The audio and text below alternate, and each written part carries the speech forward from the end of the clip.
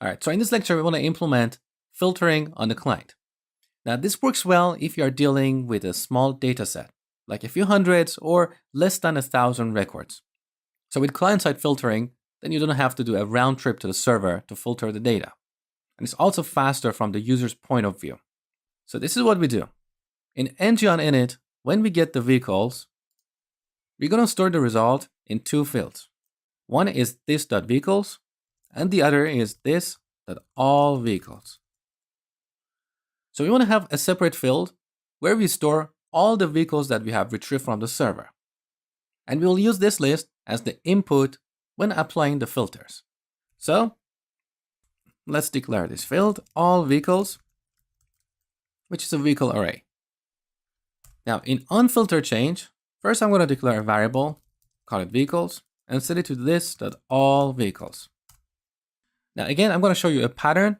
Whether you have one filter or 10 filters, use the same pattern.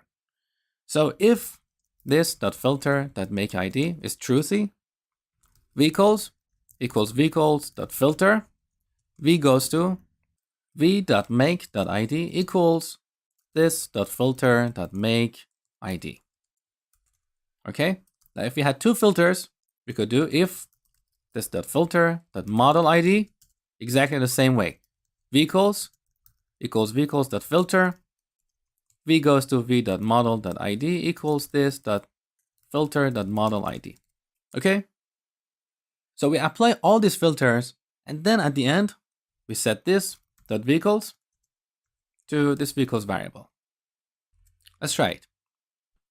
So here I'm going to select make one, and now all the makes here are make one.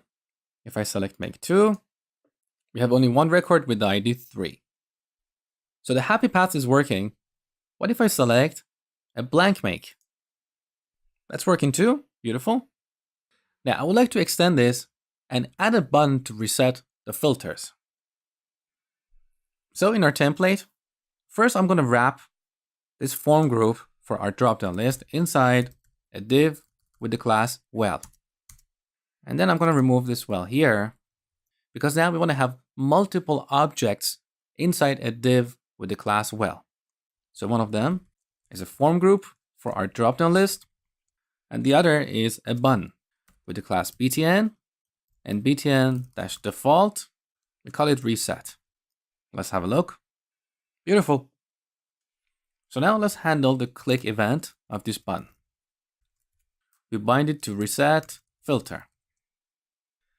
Now in the component, I'm going to add this method, reset filter. And here we simply set this.filter to a new blank object, and then call this on filter change. Again, look, we're implementing this in an object-oriented way. We're not passing arguments around. All the state is in the class. So let's select make two. We have one record, reset.